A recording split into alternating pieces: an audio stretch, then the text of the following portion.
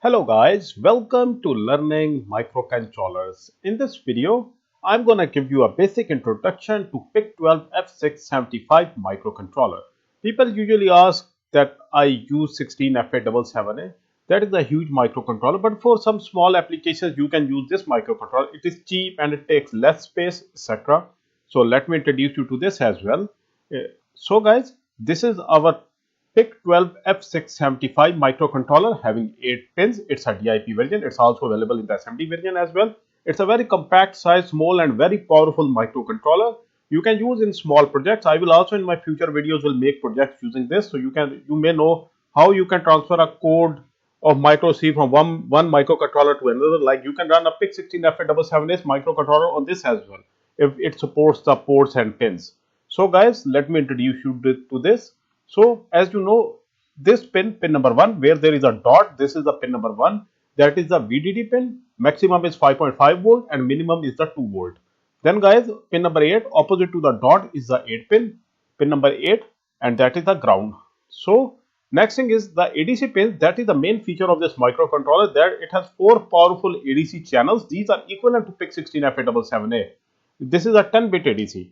These pins are like pin 7 is the AN0 pin. Like in the micro C for PIC programming, you will write ADC read from channel 0. So this will be the pin number 7.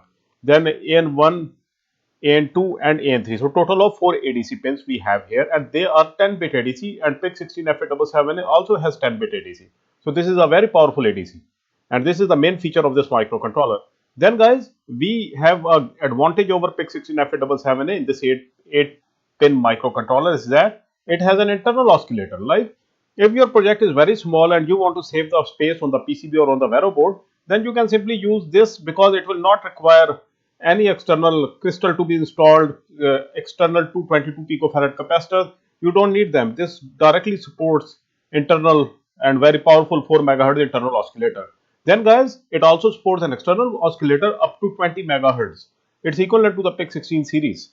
So this PIC12 microcontroller can support a maximum oscillator value of up to 20. You can use 12, 13, 16 or 8 megahertz also, but maximum is a 20 megahertz. So this is also very key feature, that it is extremely fast and it is very small, and it also supports a powerful ADC of 10-bit.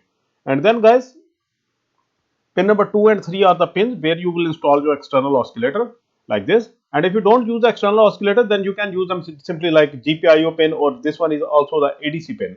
Pin 3 is the ADC pin and this is the GPIO.